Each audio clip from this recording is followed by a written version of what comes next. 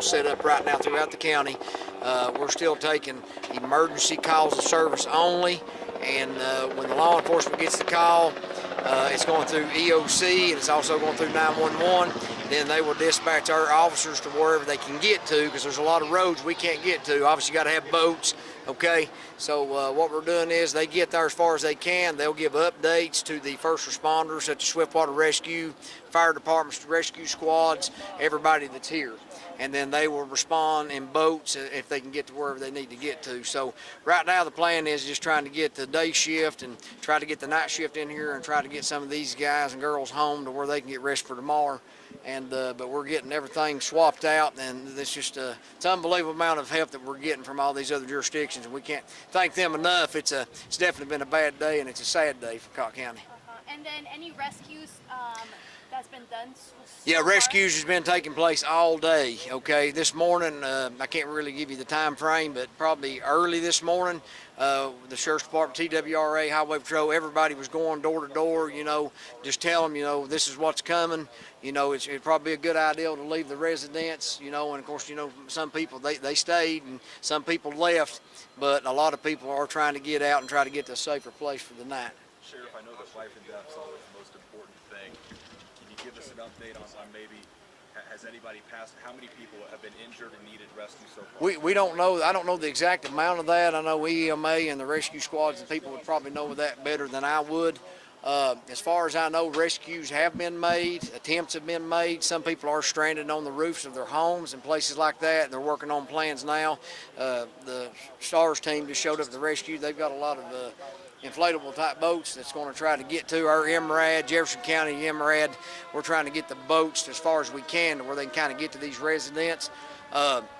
Homeland Security, TBI, everybody's bringing in our support and whatever we can to get to these individuals.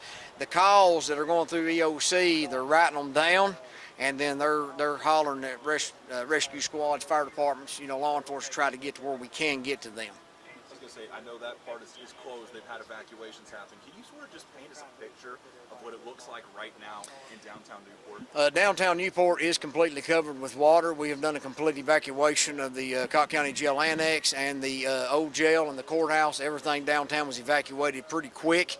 We was able to get all the inmates transferred to Sevier County and the Jefferson County facility. Thank goodness for that, because we had a plan, and the plan's actually pretty close to where we're standing here, but these area sheriffs started reaching out and said, hey, we've got room, we'll take your inmates. So all inmates are completely in 2 different counties, and they'll stay there until we can get back in our facility. But the jail annex is underwater. The police department's underwater. Everything on the railroad tracks is completely underwater. The courthouse, it had not, 2 hours ago, had not got in the courthouse, but the water was coming up into the yard, and it was coming from both sides, Broadway and Main Street. So that's kind of where we're at on that. Even with the evacuation orders, you're still seeing people that have been needing help getting evacuated.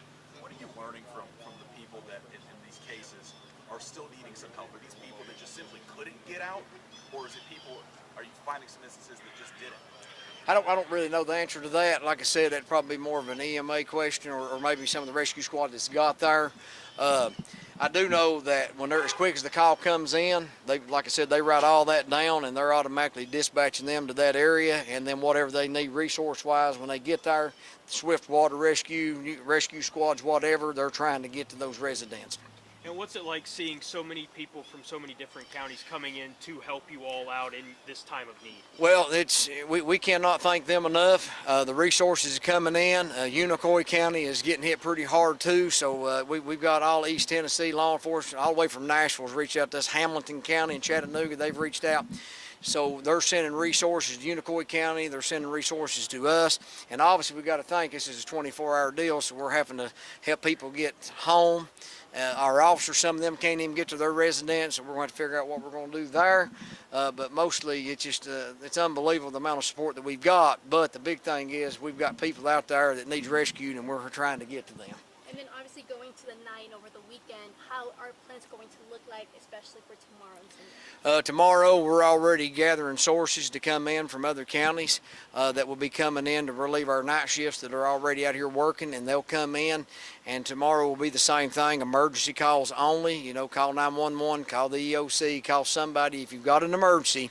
Any other thing, you know, reports or anything like that that can wait, we're going to ask you all to push that out to probably Tuesday or Wednesday. We can find out the, you know, what the courthouse is like and things like that. And we'll probably pick up, you know, outside emergency calls. We'll probably play that day by day. So we're probably looking at about Tuesday before we can really start getting, because I don't think this stuff start cresting until tonight or tomorrow. Sheriff, talking about just how strong these waters are, we were hearing that maybe you guys even lost an engine or some of the... Yeah, I think the fire department may have lost a fire engine. I think a rescue squad's already lost a vehicle. I've lost cruisers. We've got cruisers at the courthouse that we got some of them moved, and the water just came so quick we was unable to get some of them out of the way.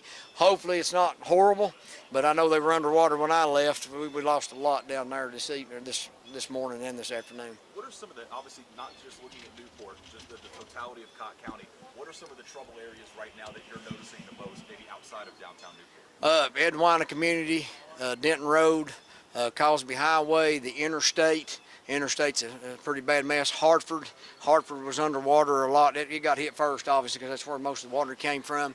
That's where most all your damage is coming from. The French Broad, it came out of the banks on Rock Hill Road.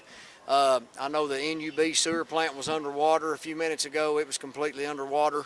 And there's just so much. Both rivers have just both kind of come together, and it just kind of, you know, the lake's not been able to handle what we had, and it's definitely been troublesome for the whole county. You've been here a long time. Have you seen something like this before? Never. What is that like? I imagine there's not a whole lot of firsts. Well, yeah, you just, whenever you got something like this that happens that quick and that bad, you know, you can plan, you know, and then you start implementing the plan, but, you know, water moves very quick. And you don't know really how fast that's going to get here until you start assessing the situation. That's why even before it actually even started getting bad, that's why we were up there trying to knock on doors, and TWRA, THP, everybody was up there trying, you know, just at least let them know, you know, the water's coming, you know, just beware, you know. And it's, you know, we don't have any kind of numbers of any loss of life at this time. Pray to God there's none. But, you know, like I said, we don't even have anything on that at this time to be able to verify that. Outside, we did have a serious traffic accident that I was told there's a possibility of fatality involving that on 2570 toward North Carolina side, but I've not had any updates on that since. And speaking of going down 2570, the Del Rio community right there, what is kind of the state of that area? Del Rio, River Road, Fugate Road, and all that area, it's like the Barbarossa, there's a Barbarossa right there, all that's underwater. All that's underwater. How would you categorize this, just speaking candidly, just seeing it all with your own two eyes, how would you describe just what's happened today? Well, I mean, it's the phrase that I can see when we was at the courthouse, all that water that was rushing across the railroad tracks and things like that, it was kind of getting, it's scary, you know, because water's coming and ain't a thing you can do about it because you cannot stop it, you know. And then when it started crashing across the railroad tracks, we just about didn't get out ourselves because we had to start driving through a lot of thick water. And then the fire departments was coming in, and they were trying to get to some of those areas where people were trapped. And, you know, the Cocke County school system, thank them for the school buses, because that, you know, they've been going around evacuating. They evacuated their jail. They evacuated, I think, the MIMS clinic down there where people stay. So they've been going around with buses trying to evacuate as many people as possible. Do you expect people to be able to get back to their homes tonight, tomorrow, the weekend, or do we know yet? I would think. I think that it's supposed to crest sometime tonight, into tomorrow, and maybe later tomorrow afternoon. So we're hoping sometime at least. I mean, I'm thinking today's Saturday and it's Friday, but I'm thinking surely by Sunday people can start getting back to where they need to, and start assessing what's going on and the damages and things that's occurred. And for those who have been displaced, what kind of opportunities are there for them to get help through the county or Red Cross? They'll open that up. EMA will have that opportunity for them to be able to get Red Cross and things like that. The city of Newport's opened up the community center up here for anybody that was homeless or anybody that we've had to extract from their homes. I've heard the deputies on the radio, fire departments, you know, actually having to wade through water and getting houses, carry people out on their shoulders and get them to that. And then I think they transported most of them up here to the community center or found a family friend or family member that could come and get them and take them to that location. And then again, just going into the night, what is the major concern as obviously it starts getting dark as well? The major concern whenever you start dealing with nighttime is obviously hopefully people will stay home, they can stay in place, don't be traveling, don't be on the roads, because, you know, obviously you can see water during the day, but at nighttime the visibility is completely going to go away, number one.